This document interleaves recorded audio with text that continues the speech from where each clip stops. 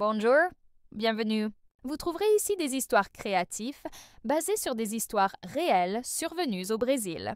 Mais avant de commencer notre histoire, s'il te plaît, d'abonnez-vous à la chaîne et activez la cloche pour ne rien manquer.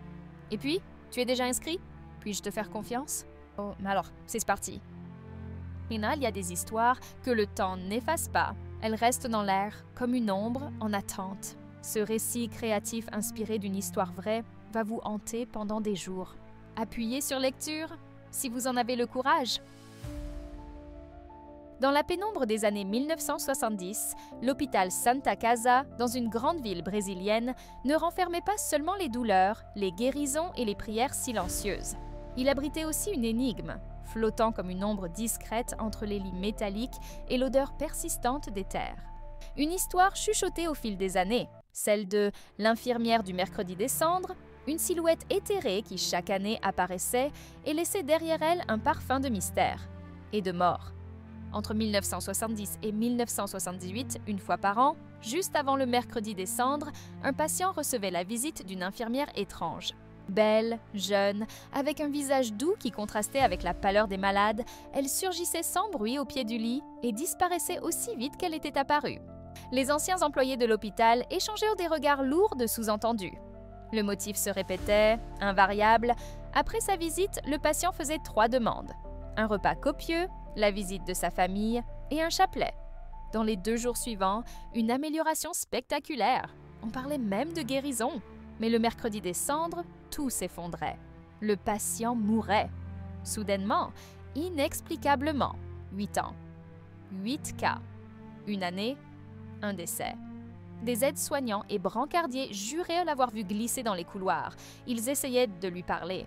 Mais à peine tournée au coin, elle disparaissait comme une brume qu'on essaie de retenir dans les mains. Certains pensaient qu'elle était une messagère spirituelle venue préparer l'âme du patient pour son dernier voyage, lui permettant un dernier au revoir. D'autres, plus terre à terre, redoutaient une vérité plus glaçante. Une tueuse en série, déguisée en infirmière, empoisonnant discrètement des patients vulnérables. Mais il existait une 3e théorie, plus triste, plus ancienne, plus impossible à prouver. Dans les couloirs silencieux de la Santa Casa, on parlait d'une certaine Aurora. Pendant le carnaval de 1969, une jeune femme de 22 ans fut retrouvée inconsciente dans la rue et transportée à l'hôpital.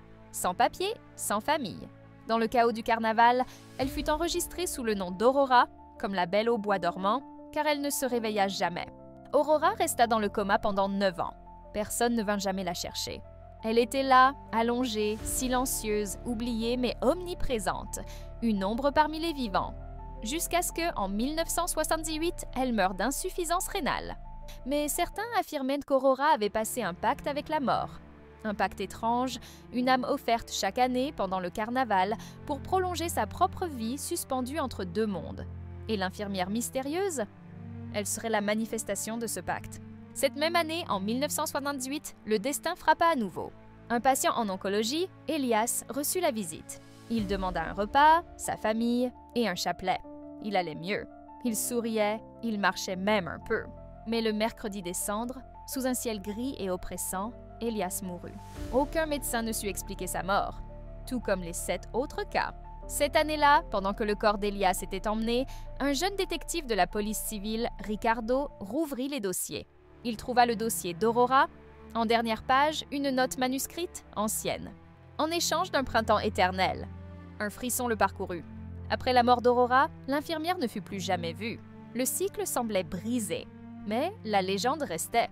Dans les recoins de l'hôpital Santa Casa, on chuchote encore que la mort peut revêtir une blouse blanche et venir en silence pour réclamer ce qui lui revient.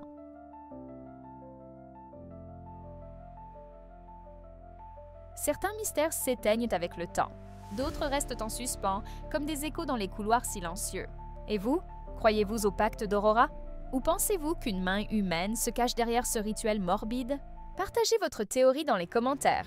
Et abonnez-vous à Mystère de Brésil, ne jamais manquer ces récits qui glacent le sang et réveillent ce que la logique préfère ignorer.